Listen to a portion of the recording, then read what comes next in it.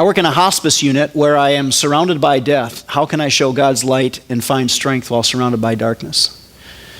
Man, that's tough. That's tough. I go into hospice units and I visit people who are passing away. Most often it's believers because they're people either from our church or a loved one from somebody in our church.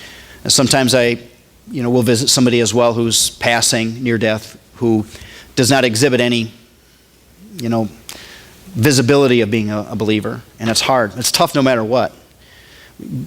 Death is so grieving to all of us that even Jesus wept when he was at the grave of his friend Lazarus when he knew he was going to raise him up again. But Paul did say that the sting of death was taken out. That is the final problem of death. It's still a portal through which I think we ought to grieve because we are losing people that we love. And I think Jesus was so grieved by death itself because of the enormity of what our sin has done and how it has separated us from God. And that's why he came to the earth in the first place, because he was so grieved over that separation that he came to rescue us. So it was grievous to him, and it ought to be grievous to us. So it's hard.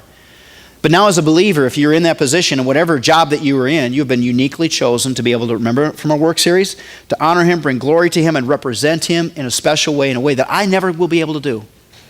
And so I think that the best way for you to keep yourself encouraged is to see for the opportunity you have to be Jesus to all those people that you're in contact with. And to love them, to care about them, yes, to grieve with them. And of course, you've got to get away when you get home. You have to get out of that environment mentally as you leave, as hard as that is. But while you're there, to be able to invest yourself in those people and to truly care about them and love them. And I think that that's the best way for us to encourage ourselves, is to be encouraging and loving to other people. And where you have opportunities to be able to share the gospel, what Jesus has done, by all means do so.